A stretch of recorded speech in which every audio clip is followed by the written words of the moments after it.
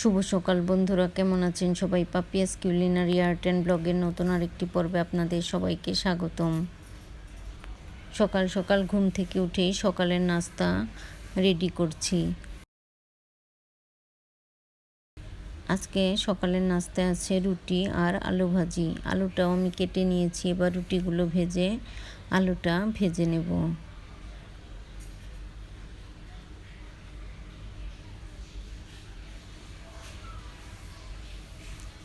আসলে অনেক দিন সকালের নাস্তা আপনাদের সাথে শেয়ার করা হয় না, তাই ভাবলাম আজকে একটু সকালের নাস্তা ভিডিও করে নেই।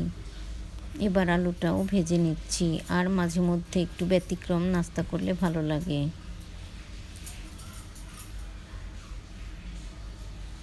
রুটি, ডিম ভাজি, রুটি তরকারি অনেক দিনই খাওয়া হয়, আর এজন্য আজকে একটু আলু ভাজি দিয়ে রুটি খেতে মন চাইলো, এজন্য আলু ভাজি দিয়ে রুটি আজকে সকালের জন্য নাস্তা বানালাম।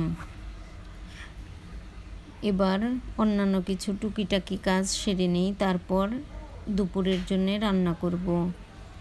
চিনি, দুধ, চার জন্যে গুঁড়ো দুধ আর ময়দা আনা হয়েছে, এগুলো একটু প্যাকেট থেকে ঢেলে নিই, তারপর দুপুরের রান্নাটা করব।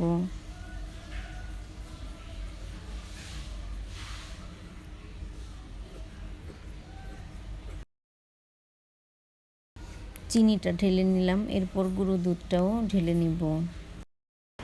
এবার দুপুরের রান্নাটা করে নেব। আজ দুপুরে রান্না করব চাইনিজ ভেজিটেবল, এজন্য আমি সব কিছু রেডি করে নিয়েছি। এখানে আমি কেটে নিয়েছি পেঁপে, পেঁয়াজ আর গাজর, এগুলো দিয়ে আমি আজ রান্নাটা করব। আর এখানে আমি চিকেন ছোট ছোট পিস করে কেটে নিয়েছি। এবার রান্নার জন্য আমি তেলটা প্যানে দিয়ে দিচ্ছি গ্রেট করা আদা আর রসুন। এগুলো একটু হালকা করে ভেজে তারপর আমি চিকেনটা দিয়ে দিব। এবার আদা রসুনটা একটু ভাজা ভাজা হয়ে গেলে তারপর আমি চিকেনগুলো দিয়ে দিব। আসলে খুবই সহজেই সবজিটা রান্না করা, তারপরও আসলে রান্না করা তেমন হয় না। তবে আজকে ভাবলাম মনকে একটু এই সবজিটা রান্না করে দেই, তাহলে মন মজা করে খাবে, কারণ এখানে চিকেনও আছে আবার সবজিও আছে। পেঁপে গাজর দুটোই মনের খুবই পছন্দ, এজন্য এই সবজি দুটোই আমি দিলাম, আর পেঁয়াজটাও আমি কেটে রেখেছি।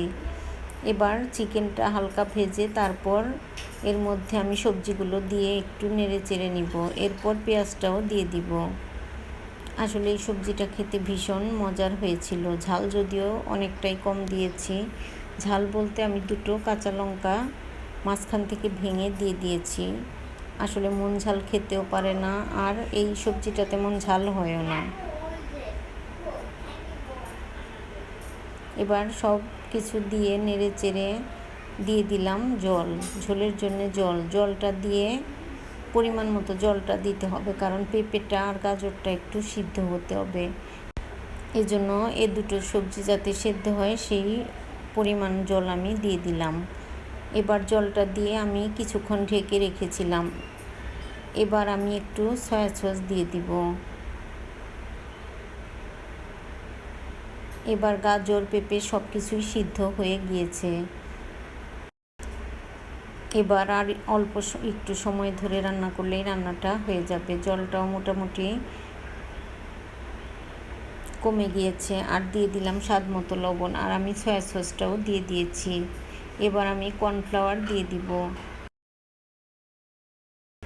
আমি 2 টেবিল চামচ কর্নফ্লাওয়ার নিয়ে গুলিয়ে রেখে দিয়েছি জলে। এবার অল্প অল্প করে দিয়ে দিব, আসলে একবারে দেওয়া যাবে না, যতটুকু লাগবে ততটুকুই আমি দিয়ে দিব।